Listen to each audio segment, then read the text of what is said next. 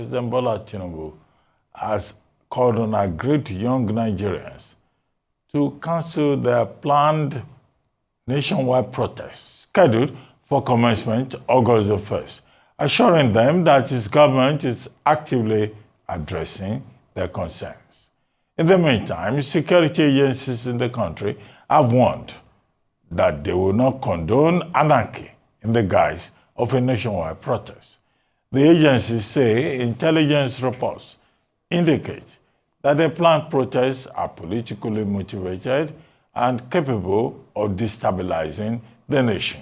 Arise News correspondent Ferdinand Duroa reports. It is less than 1 week before the planned nationwide protest fixed for August 1, 2024. While some citizens have vowed to exercise their constitutional rights to show their grievances over increased hardship in the country through protest, security agencies are warning citizens to be cautious. The Department of State Services says it has uncovered the sponsors and funders of the protest, even as it claims that the protest is politically motivated. Similarly, the Nigeria police have appealed to the organizers of the planned protest to shelve the idea, as it might be hijacked by miscreants, bandits and kidnappers, thereby thwarting the original intention of the protesters. We will remain committed to providing protection for those who engage in peaceful protest. That I made very clear in my address. If the protest is peaceful, you will see us protecting the protesters for as long as they remain peaceful. But we have a duty to protect lives and property. So we will not sit back and watch hoodlums burning down our facilities in the name of protest. That we will not condone. Meanwhile, the Defense Headquarters says the Nigerian military will not be bystanders while the nation is torn apart. Addressing the media during its bi-weekly briefing on operational activities of the armed forces, the Director, Defense Media Operations, says it will not condone anarchy in the guise of a nationwide protest. Already, we have detected some unscrupulous elements bent on hijacking the planned protest with the aim of making it violent. The chairman of the Independent National Electoral Commission, Professor Mahmood Yakubu, says that given the necessary resources, the election management body will be in a position to conduct elections in all the 774 local government areas of the country. Professor Yakubu made the comment when he appeared before the National Assembly Joint Committee, INEC and Electoral Committees. The INEC chair was reacting to a question from a member of the National Assembly Joint Panel regarding the Supreme Court verdict on financial autonomy for local government areas in the country. He also had mentioned awareness about calls for the unbundling of INEC or creation of a new federal agency for the purpose of conducting council polls. I'm now being joined for a brief conversation on these issues and INEC's claimed readiness to conduct local government elections by public interest lawyer Jiti Ogunye. Jiti Ogunye, thank you very much for joining me on the program. It's my pleasure. Thanks for inviting me. Two big me issues here. The first is the planned protest, August 1. The legality or otherwise of it, the federal government saying, yes, you can protest, but avoid violence, avoid wrongful behavior. All the security agencies have also said, well, if they have to do their job, they will do it. They have a duty to protect the Nigerian state. Even the defense headquarters have said, well, we have seen that unscrupulous elements are involved, and they can be called in aid of civil authority under the imprimatur of Section 217, sub 2C of the 1999 Constitution. But what do you think about this protest? There are groups that have said, no, don't do it. There are groups that say, where we will do it. We have a binary situation on our hands. Now, may the protest culture not perish in our land. I'm a student of the protest movement in Nigeria, and I support legitimate, reasonable protests. So I won't stand here to say that Nigerians shouldn't protest, those who are motivated to protesting. I recognize that it is the preference of the state, the Nigerian state, and those who currently are in charge of the Nigerian state to dissuade Nigerians from protesting because they want stability. They want peace in this graveyard. And so they always do not want protest that could degenerate into violence, or the one that may not degenerate into violence, but which will suggest that their government is no longer popular.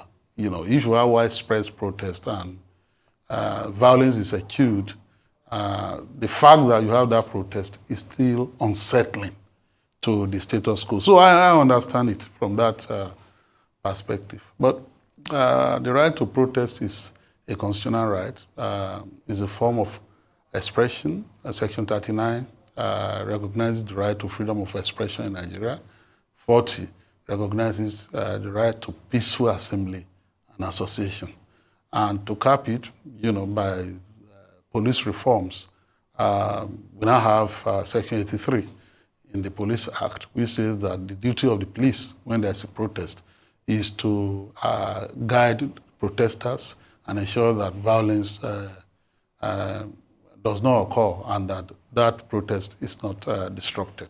So fundamentally, therefore, and on principle, Nigerians have the right to protest. It's also within the right of those who are dissuading those who want to protest to also express their view and say, don't protest, and so on and so forth. So it's a huge debate. Now, I know that in concert, the security agencies have come forward to state their readiness and preparedness for any eventuality.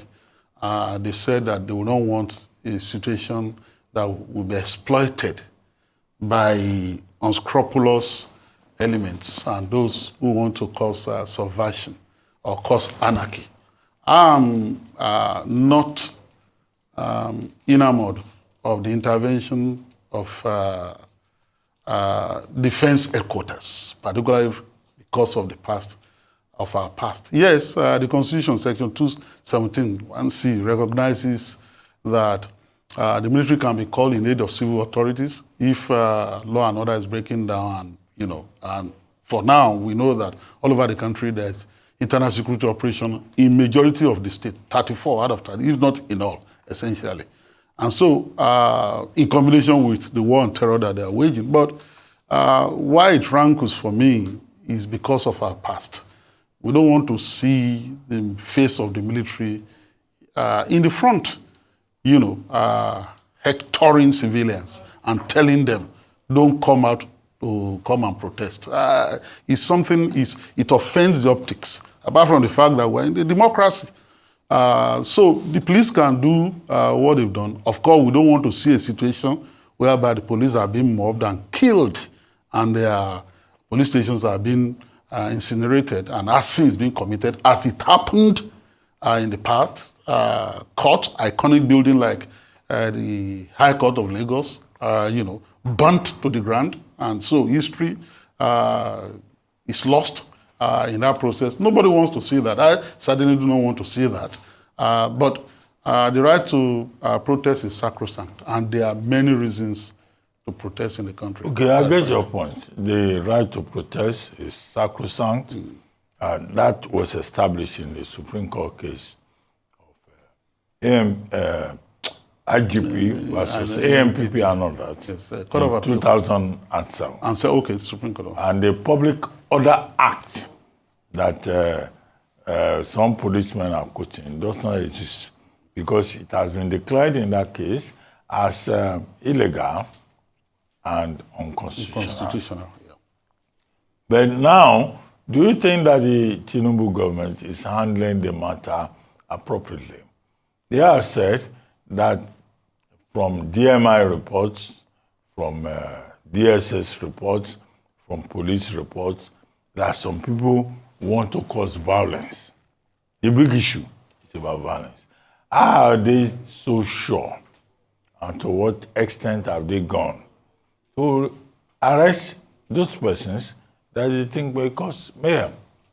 You know, I'm not privy to any security reports, so they have the privilege of being privy to whatever. No, DSS. He put a statement out. Yes, DHQ, Defense Headquarters, put out a statement. They've said it. Yes, I'm not saying they've not said it, but I'm not privy to that because, you know, this deja vu, in many respects, at every turn when there's going to be a protest, security agencies come out to warn and to say that, make allegations that there are some people who want to destabilize the system and all that. So we've seen that too often. And therefore, it's very difficult not to take what they say with a pinch of the salt.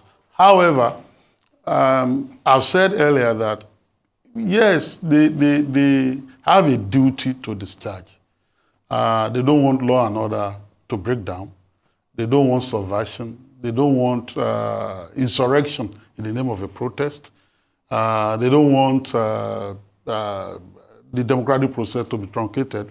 Good, we're on the same page on that. And therefore, if they were to go ahead preemptively to apprehend persons they've accused via their report of trying to cause mayhem in the country, of course, Nigerians will kick and say that they are victimizing those people, I suppose.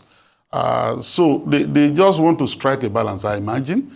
They don't want to make preemptive arrest of anybody as per their reports, that they've uncovered certain plots.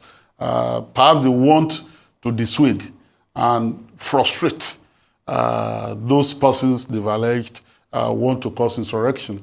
And if they were to commit the act, then perhaps effect the arrest if they committed offenses and then charge them to court. No. I think that doing that is correct in the circumstances. But with this intervention by civil society, stakeholders, so many people, traditional rulers, expressing concern and saying, oh, what we need at this time is calm.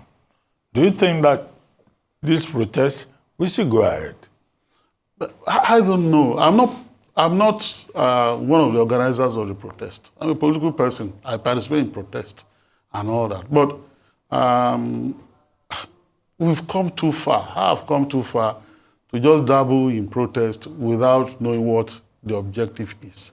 We've seen many protests in our lives. I organized protests as a student union leader. I organized protests as part of the anti-military coalition. I was very active. Many of our colleagues, some of them are dead now. So, but when you talk about a protest, I ask myself, at this level, is it just to vent spleen, to express one's anger and frustration? What is going to be the objective? For example, I've heard trenchant calls or the slogan, Tinubu must go, somebody must go, the regime must go. So if the person goes, what happens? If he goes, the executive goes with him because he has a mandate. If the executive goes with him, his team of ministers, his vice president goes. So what then happens? I mean, what happens? Is the judiciary going to govern the country, or the legislature will govern the country? So what? So I hate sloganeering at this level.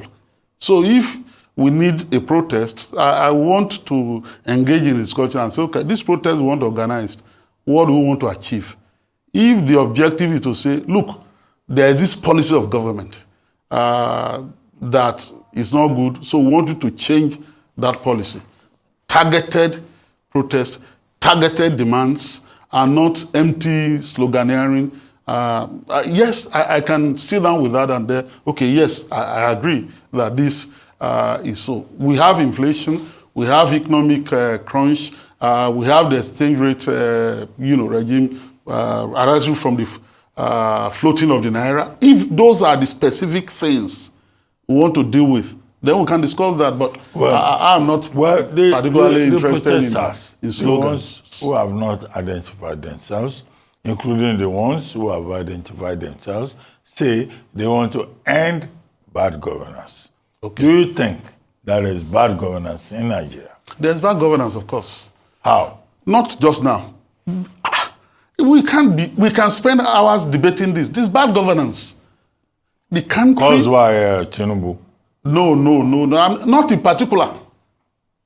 There's been a continuation. I'm not going to shy away from saying that.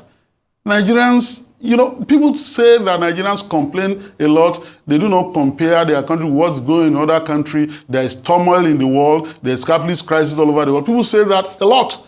But you see here, if you are asking me to adjust my belt, to tighten my belt, I want to look at your own belt. Quite a big waist. I want to look at your own belt and see whether you are tightening it. I don't see tightening, not only by this government, but in the past, in the expenditure pattern, in what they do. I don't see that. And the people are then called upon to tighten their belt, to bear the burden and all that. Bearing the burden must be holistic, must involve everybody. And I think that these are critical issues. And I think that we can't shy away from discussing that. So, do I believe, you asked a question, whether there's bad governance? Up to now, there's been bad governance in Nigeria. Okay. If there is no bad governance, for example, even on the local government thing, we may get to that. What has happened to the funds of local government over time in this country? So what do they do with the money? That matters then came to a head. Since 1999, that matters then came to a head that the judiciary had to intervene. So that even when the constitutional provisions written are not in consonance with the decision that will be taken, that decision had to be forced, because that's my opinion. Okay, local government autonomy, which was the issue that Lateef Fagbemi SAN took to the Supreme Court. Yes. And then there was that decision that you should get their funding directly and all of that. Now, what's your thought on local government autonomy? And again, the fact that people are now saying that the local governments, the elections should be conducted by INEC, Independent National Electoral Commission, from the center, and not by state independent electoral commissions. I think it's section 193 of the 1999 Constitution that will have to be amended to ensure that the national body conducts the elections. And Yakubu Mahmudu has been saying, well, he has been conducting elections in the FCT, and he's doing it successfully. Lateef Fagbemi SAN also says INEC can do it, but what are the implications for federalism? As the Constitution stands, INEC cannot do it. Hello? Two, as the Constitution stands, INEC cannot do it. INEC has the power to conduct local government elections. And that's why the National Assembly is considering a bill now to establish a brand new body specifically to conduct the local government elections. So we don't know what will happen to that. Three, is in the nature of occupants of position in Nigeria to want to wield more power. So the chairman of INEC says, why not? If not, we will be willing to do that, even though they've not made a resounding success of the mandate they have already. Generally, however, I would say that what our institution, particularly the Supreme Court, is forced to interpret is a distorted form of federalism. I'm a federalist, and I've read enough about it, and I know that given what the founding fathers started with, negotiated with the British when they were leaving, federalism is best for Nigeria. It's a historical fact, though, that over time, the military came and distorted that. So that in 1999, when they were leaving, all the distortions they written into our legal system, into our political system, survived. And that's what we now have in 1999, including the state they've created by atomization of states and so on and so forth. So, and then writing to the Constitution, the number of local governments, starting from 1976, the Dazuki Committee report and so on and so forth, local government. So that's what we, as Supreme Court, is now compelled by circumstances to be interpreting. Why not so? If politicians in bidding for power promise decentralization of powers, fiscal federalism, resource control, true federalism, and then they get a chance to be in government and they start centralizing, then one will wonder whether they really are committed to decentralization of powers and so on and so forth. We don't need more centralization. And that's my reservation about the Supreme Court judgment. That judgment is in two parts, as we know. The first part deals with the unconstitutionality and the illegality of caretaker committee. And I think that that's good law. Section 7 says that the must be democratic. And so the consequential reliefs granted are good in respect of that. But for how money should be received into the account of the local government, Section 162 of the Constitution is very clear. It's very clear. There must be a joint account. It's written constitution. And in many cases, the Supreme Court has held that it's not the duty of the court or the judex to start, amending the law. Clause. So they will only interpret. And for the Constitution, they cannot even supplement, they cannot fill in the gaps, because we are talking about Fons et Ergo, the king of all laws, the foundation. So it's not a legislation that you can say, let's fill in the gaps. You can't fill in the gaps in the Constitution. And so the Supreme Court cannot overlook those provisions just because of the mischief that by popular reasoning we want to kill, i.e. the state governments seizing the funds meant for the local government and then taking it. Under the Constitution, there are two streams of revenue into the joint account. Revenue from the state to the local government, revenue from the center, from the federal government into the local government account. And this money is now meant for development. Indeed, the Constitution says that money for the benefit of the local government shall be received through the state government. But I think that because there's been this problem of how do we deal with these governors, and they agreed, the Supreme Court has to rule the way it's ruled. And once the Supreme Court rules, that's the end of the matter.